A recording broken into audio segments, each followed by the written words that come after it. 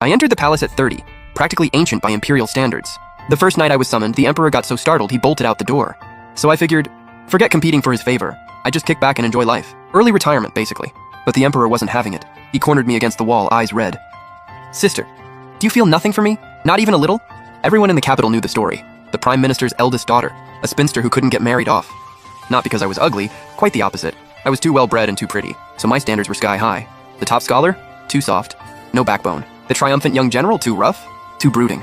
The young lord was funny, sure, but not exactly easy on the eyes. And so I stayed single until 25, while every other noble kid my age already had kids running around. Still no husband. That year, the new emperor ascended and opened the palace selection. My dad took a deep breath, stomped his foot, and decided to ship me off to the palace. His logic. He'd given his whole life to the empire, so the emperor could surely take care of his unmarriageable daughter. Should be fine, right? All I could say was, Dad, do you have any idea what you're doing?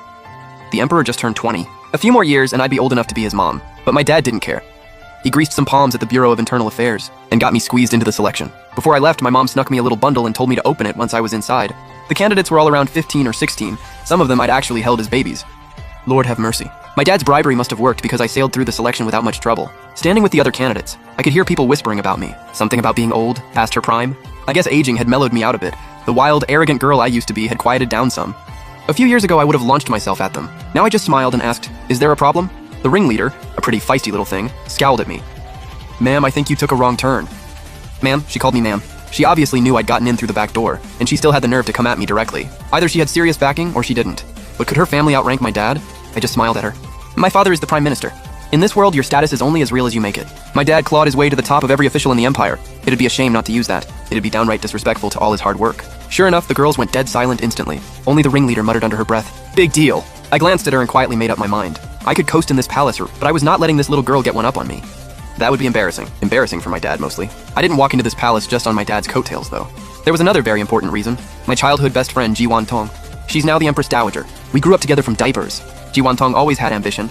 She entered the palace at 16 and spent 10 years grinding, and somehow ended up as Empress Dowager.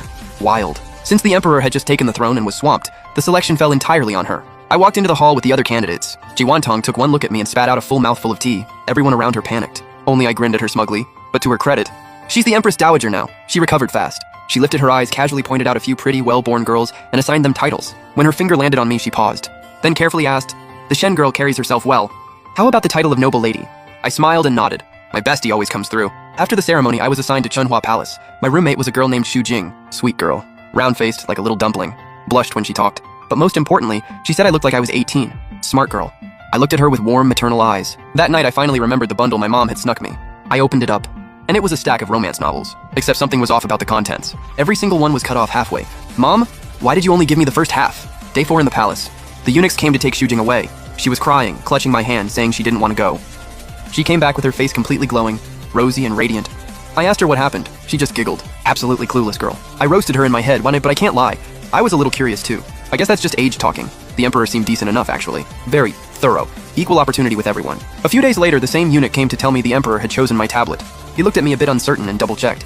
"You are noble lady Shen?" I nodded. "Let's go. Don't keep the emperor waiting." Even after he dropped me off, he still seemed uneasy and confirmed again. What's with this guy? Asking any more would just be rude. Once he left, I quietly lay down on the bed. Footsteps outside, and the emperor pushed open the door. He stood at the foot of my bed. When nothing moved for a while, I couldn't help but sit up, and came face to face with a young man. Even better looking than the portraits. In that moment, I was genuinely grateful for my dad's genius decision. This emperor was very much my type. When I suddenly sat up, he got startled and stumbled back several steps. "Noble Lady Shen?" he called out, a little confused. I replied with a coy smile. "Your servant is here." He looked at me, swallowed hard. I'm not being modest, I'm genuinely pretty. Oval face, willow leaf brows. Classique femme fatale type. He was clearly inexperienced. His face went red fast. Even the tips of his ears turned pink. Just a baby, really. I walked toward him and slowly reached up around his neck. And the next second, he shoved me away, blurted out, "Sorry," and ran out in a panic. This selection brought in 23 ladies total. When we gathered to greet the Empress Dowager, I quietly scanned the room. "That one's gorgeous, that one too." Being the emperor really is a good life. After the Empress Dowager finished speaking, all the other ladies bowed and left. Once they cleared out, Ji Wantong grabbed my hand. "You were summoned last night, right? I personally pulled strings with the bureau to get you in. Isn't my son handsome?" When the late emperor told me to pick a prince to adopt, I spotted him immediately. This chubby little thing, so cute I couldn't look away. "So how did he do?" I sighed. "Still too young." Ji Wantong's face dropped like she'd been punched. How could this be?" Something felt off, but I didn't think too hard about it. I figured she was just disappointed about the emperor's performance, so I patted her shoulder and said casually, "It's fine. He's young, it's completely normal." Ji Wantong's face got even darker. "Prepare my palanquin, to the imperial study." The new emperor was busy, His visits to the inner palace could be counted on one hand each month. 23 ladies in the palace, and he'd only summoned 8 in total. Come to think of it, I hadn't seen the emperor in a whole month. Spent my days snacking sunflower seeds and reading novels with Shujing. Life was actually pretty chill. But Ji Wantong seemed even more miserable than me, sighing all day long. I asked her what was wrong. She grabbed my hand and started whimpering. She was always a crybaby. Didn't expect that to carry over into her Empress Dowager era. Last time she cried this hard was when we snuck out to catch a glimpse of the top scholar. The crowd was too packed, and she face-planted right at his feet. Cried for 3 straight days after that. Swore off love forever, then immediately developed a crush on the Ministry of Rights official's son. Speaking of that guy, I ran into him a couple years back, not even 30 and already going bald. The scholar fared better. Still had his hair, but definitely middle-aged pudgy now. I thought about the emperor's lean, fit frame and quietly sighed to myself. Youth really is something. Mid-sigh, Ji Wantong started tugging on my sleeve, sniffling. Your life is just so hard. What? I'm not crying, and what exactly did you do to me? She sat up straight and looked at me with total seriousness. Gigi, don't worry, I'll make things right for you. What things? She just smiled at me all mysteriously. Was she finally going to send me a couple of pretty boy companions? No companions arrived. Instead, a very angry emperor. Xu was sharp-looking, baby-faced, with that hot-headed young energy. Too bad his expression completely ruined it. What a waste of a good face. The second he walked in, Shujing shrank into herself like a little quail. She was always fawning over His Majesty this and His Majesty that. But now that he was actually here, she couldn't even look up. Kids, I gave Xu a proper graceful bow. This is what a noble daughter looks like, take notes. Xu told me to rise, face still dark. What did you say to the Empress Dowager? I blinked. Total innocence. Your servant said nothing. He pinched the bridge of his nose with a scowl. Stay out of the Empress Dowager's way for the next few days. Stay in your own palace and copy scriptures. No, please. Reading gives me a headache. I tried to keep talking, but he wasn't listening, already turning to leave. You know, Qianqian used to hold you as a baby. Can't you show a little mercy? Still didn't work. The little emperor was gone. Whatever was going on between him and his mom, why drag me into it? Fine, I'll copy the scriptures. Not like I had a choice. Xu even sent an old matron to watch over me. Today was another one of Shujing's summon nights. She headed out excited, clutching a book. I yanked it out of her hands. Last time, His Majesty and I discussed the treatise on governance. I had a few things I didn't quite get. I was planning to bring it and ask him to explain tonight. How long were you two at it? All night. The whole night and you two just sat there reciting text at each other? Not reciting. Discussing. I couldn't wrap my head around it. But I was absolutely shook. So the Emperor summons girls every night just to have study sessions? Mid-month, it was my turn to be summoned again. After learning there'd be no actual sleeping involved, I'd completely lost interest in the whole thing. Before the Emperor even showed up, I'd already kicked off my shoes and gone to bed. No way was I getting dragged into a poetry lecture all night. But just as I dozed off, the door swung open and startled me awake. I groggily sat up and came face to face with the Emperor. Those eyes of his, soft, warm, like a puppy's, made you want to lean in without even thinking. Shen Nanzi, what are you thinking about? Girl, that's Ji Wantong's son in name. Noble consort Shen has been doing quite well lately. Seeing that Siyu's expression looked off, I read the room, climbed out of bed, and curtsied. It is all thanks to your Majesty's grace. Is that so? Because I haven't been faring well at all lately. I very much wanted to ask what that had to do with me, but given the situation, keeping my mouth shut was the wiser move. I hear that last time the performance left noble consort Shen rather unsatisfied. Perhaps tonight we shall give noble consort what she wishes, so the palace gossips have nothing left to whisper about. What is your Majesty saying? You are vigorous as a dragon, soaring with the might of a... The Emperor listened, and as he did, his face slowly turned red. Genuinely, visibly red, and in a way that wasn't normal.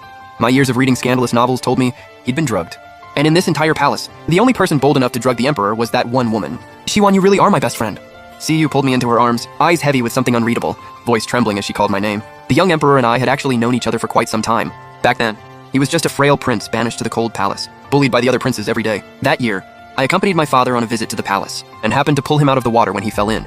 He'd held onto me just like this back then, like a clingy little cat, begging me to stay. He grabbed hold of me, like I was the last lifeline in the world, and wouldn't let go even as the sun set. I lied to him that day, promised I'd come back to play with him tomorrow. But I never set foot in the palace again after that.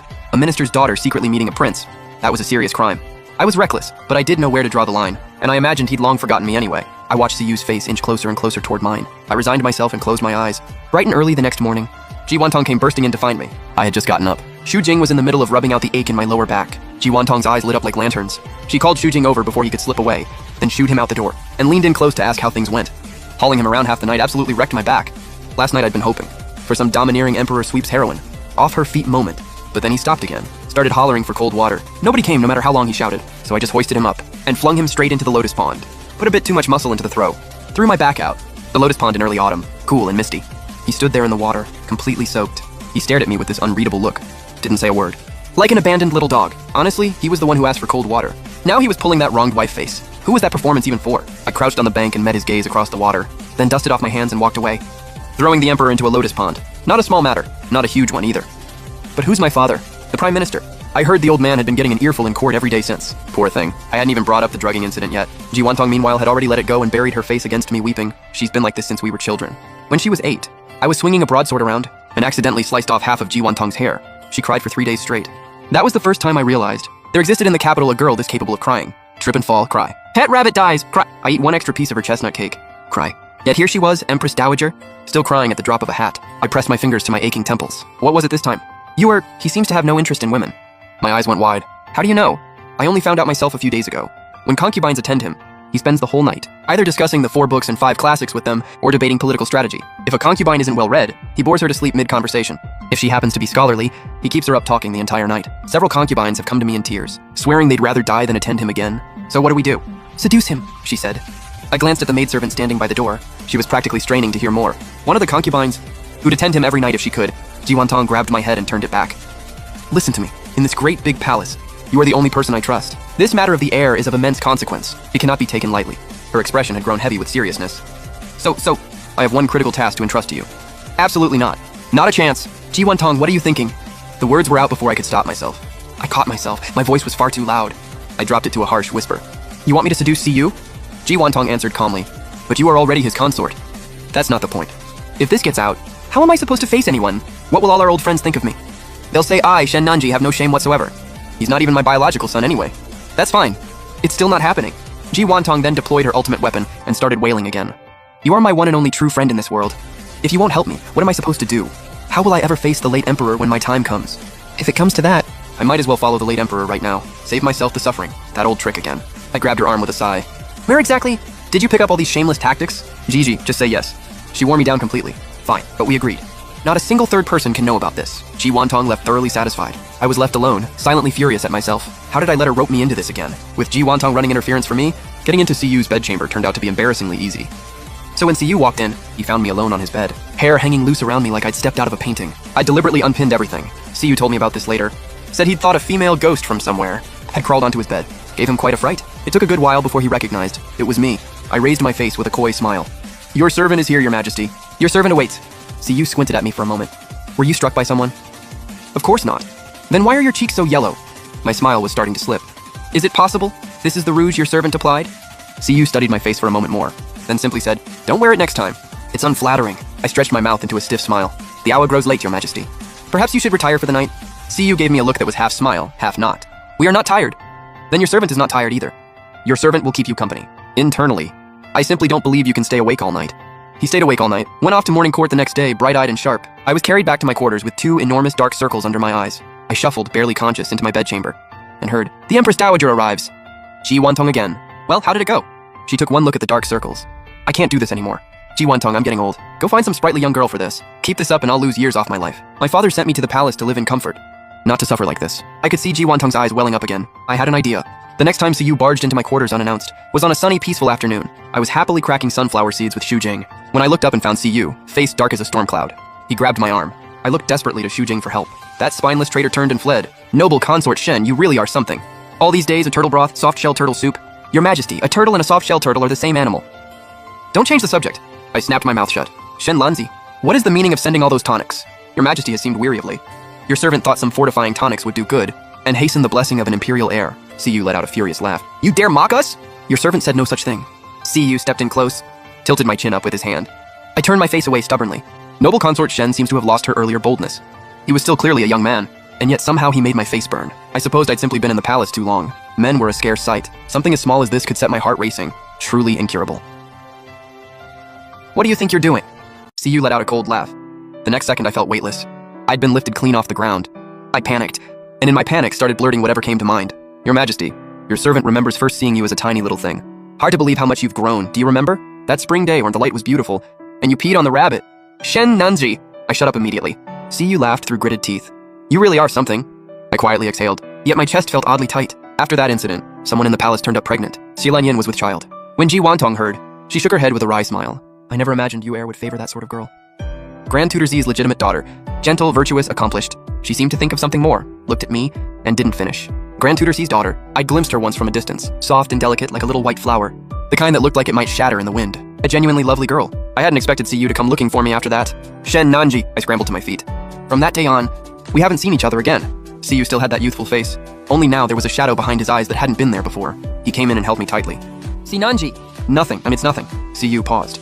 He let go of me and stood quietly in front of me, looking like he might fall apart. After a long moment, he finally said, voice quiet, so you don't care at all.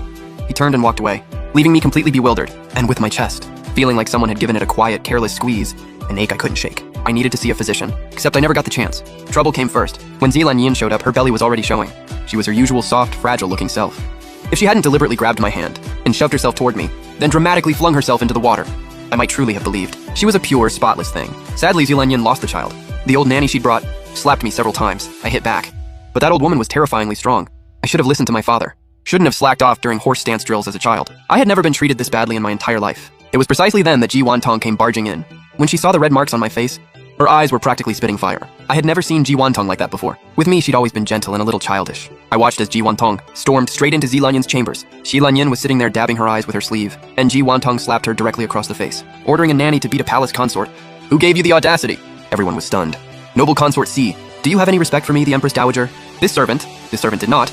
The nanny only acted out of grief for my lost child. My poor innocent child. My poor suffering child. Ye Lanyin started weeping again. Ji Wantong wasn't having any of it. I'll ask you one last time. How exactly did you lose this child? Noble consort Shen, she pushed me. You dare lie straight to my face? Do you truly think everything you've done is without a trace? Someone, drag this brazen creature away and throw her in the cold palace. Xie Lanyin's face went pale. This servant is wronged. Her cries fell on deaf ears. 2 stout nannies came in and seized her. This isn't right. You ancient dynasty people shouldn't work this way. The dramas never show it like this. She'd barely gotten those words out before a nanny stuffed something in her mouth and hauled her away. Once we were back in Ji Wantong's courtyard, she finally let herself go. You useless thing. Letting yourself get played like that. The Z family is no small name. Grand tutor size connections are everywhere. If they kick up a fuss, it'll keep us busy for a while. Well, let that boy suffer a bit too. Ji Wantong was calling the emperor that boy, without a shred of formality. So, you actually have no proof that Xi Lanyin framed me. In that little time, where would I find proof?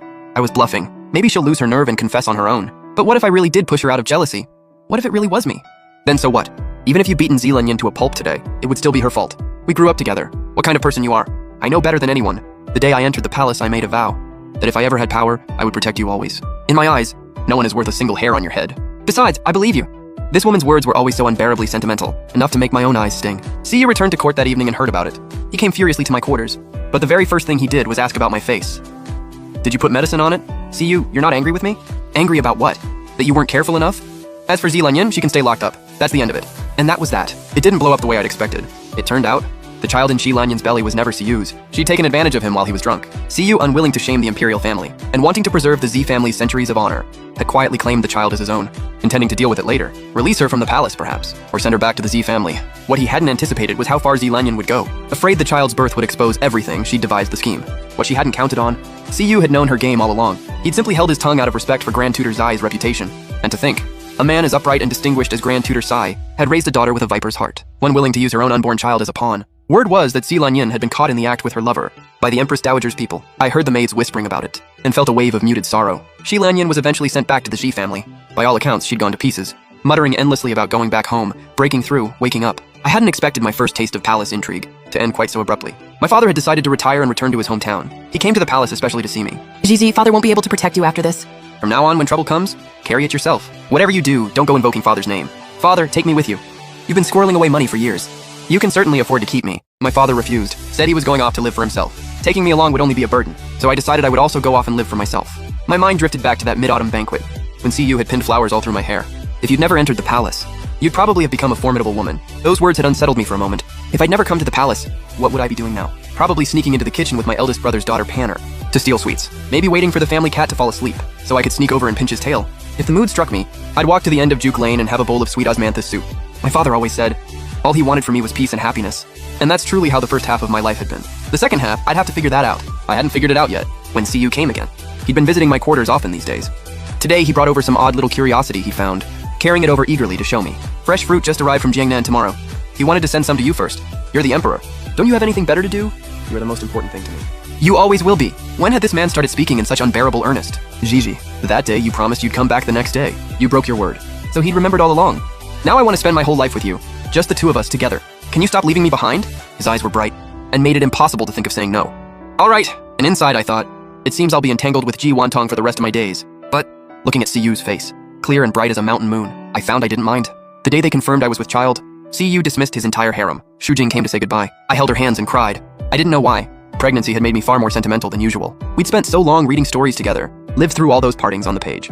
And now that it was real, it hurt far more than the books let on. Siyu couldn't bear to see me cry. Shall we keep Shujing here with you? The moment she heard that, Shujing dropped my hands and bolted. This maid has no intention of wasting her youth in this palace. There are so many fine young men out in the capital, waiting for me. Who? Name one. Siyu's eyes narrowed slightly. Don't even think about it. You say that, but my labor was difficult. The child wouldn't come all night. Siyu, I was told, knelt in the temple the whole night through, reciting sutras without pause, offering up every last shred of his fortune for my safety. So long as I came through, that was all that mattered. I thought of the year he'd been enthroned, how I'd dragged him to a temple to pray, and he'd stood on the stone steps of Chang'an Temple, chin lifted, declaring he had never believed in gods or Buddhas, only in himself, and yet now even he had placed his hope in the divine. Just before dawn, a newborn's cry rang out through the palace. A little princess had come safely into the world. Siyu named her Fuan. Blessed peace, hoping our little princess would live a lifetime of happiness and safety. And even an emperor, for all his power, wanted nothing more than for his children to be well. Fortunately, my life did unfold as I'd wished, peaceful and full of joy.